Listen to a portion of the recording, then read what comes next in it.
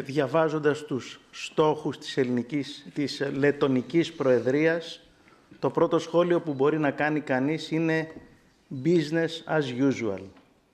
Ενώ η Ευρωζώνη το Δεκέμβριο είχε για πρώτη φορά αποπληθωρισμό, ενώ το σύνολο της οικονομίας της Ευρωπαϊκής Ένωσης μαστίζεται από στασιμότητα, αύξηση της ανεργίας, αύξηση των κοινωνικών και των περιφερειακών ανισοτήτων, αύξηση των φαινομένων φτώχειας και κοινωνικού αποκλεισμού, η Λετονική Προεδρία στις προτεραιότητές της θέλει να σπάσει τα στερεότυπα, αλλά ως παράδειγμα αναφέρει τις σχέσεις της Ευρωπαϊκής Ένωσης με τη Ρωσία.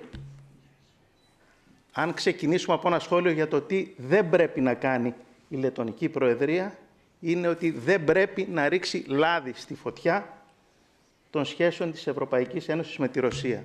Αντίθετα, πρέπει η Ευρωπαϊκή Ένωση να αναπτύξει πολιτική γειτονίας με όλες τις χώρες, συμπεριλαμβανομένης της Ρωσίας, αναζητώντας με πολιτικό και διπλωματικό τρόπο συμβιβασμούς, κατανόηση στη βάση του αμοιβαίου συμφέροντος, ανάπτυξη σχέσεων. Αυτό επιβάλλεται για λόγους και οικονομικούς και πολιτικούς και γεωπολιτικούς.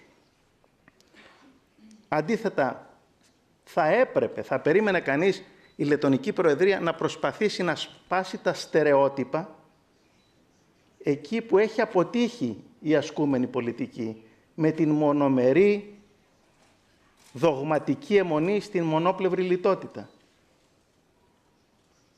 Και έχει και έναν παραπάνω λόγο να το περιμένει κανείς αυτό από την Λετονική Προεδρία, γιατί η ίδια η Λετονία και ο λαός της Λετονίας υπήρξε θύμα μιας σκληρής νεοφιλελεύθερης συνταγής με μονομερή λιτότητα, από την οποία υπέφεραν οι ίδιοι οι Λετονοί και οι Λετονές για χρόνια. Τι χρειάζεται?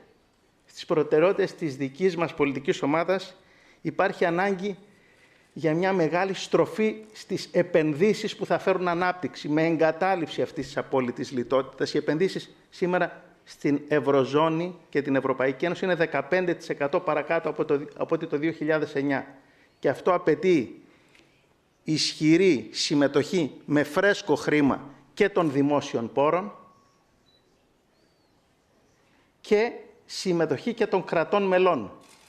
Δεν αρκεί το Συμβούλιο και τα κράτη-μέλη να λένε ναι σε ένα ανεπαρκές σχέδιο επενδυτικό Juncker, το οποίο λογαριάζει ότι θα πετύχει επενδύσεις 315 δισεκατομμύρια ευρώ την προσεχή τριετία, αλλά με μόχλευση 1/15. Τέτοια θαύματα έχει πετύχει μόνο ο Ιησούς Χριστός πριν από χιλιάδες χρόνια, πολλαπλασιάζοντας τα ψωμιά και τα ψάρια. Αλλά ο κύριος Jean-Claude Juncker δεν είναι Ιησούς Χριστός. Εμείς είμαστε αντίθετοι με το σύμφωνο της σταθερότητας και αυτόν τον ζουρλομανδία που επιβάλλει, αλλά τουλάχιστον θα μπορούσε να τεθεί στο τραπέζι ο στόχος να εξαιρεθούν οι επενδυτικές δαπάνες από τον υπολογισμό του ελλείμματος των κρατών μελών. Και επιτέλους η Ευρωπαϊκή Κεντρική Τράπεζα πρέπει να λειτουργήσει ως τράπεζα όλων των κρατών μελών της Ευρωζώνης, εξασφαλίζοντας μια ποσοτική χαλάρωση, γιατί ο πληθωρισμός ήδη είναι κάτω από το 0 το Δεκέμβριο, ενώ οι στόχοι των συνθήκων μιλούν για 2%, και να μην λειτουργεί υπό τις πιέσεις των Γερμανών, με τους εκβιασμούς της γερμανικής πλευράς, της Bundesbank, που θέλουν η Ευρωπαϊκή Κεντρική Τράπεζα να λειτουργεί ως ένα είδος παραρτήματος της Bundesbank. Σε αυτά θα αναφερθούμε και στη διάρκεια της συζήτησης στην Ολομέλεια που ξεκινά σε λίγο. Αυτό που θέλω εγώ να πω κλείνοντας είναι ότι η ανάγκη για εγκατάλειψη αυτής της καταστροφικής λιτότητας, της μονομερούς, της άδικης, της αδιέξοδης, κατανοείται από όλο ένα και περισσότερους λαούς και πολίτες σε όλη την Ευρωπαϊκή Ένωση, και θέλω να πιστεύω ότι σε λίγες μέρες στη χώρα μου, την Ελλάδα, θα υπάρξει μια αφετηρία για αυτή την αναγκαία στροφή που θα είναι θετική για όλη την Ευρώπη και για άλλους τους ευρωπαϊκούς λαούς, με μια νίκη του ΣΥΡΙΖΑ στις 25 Ιανουαρίου. Une présidence qui commence, c'est une présidence qui s'achève aussi. Courte sur la présidence.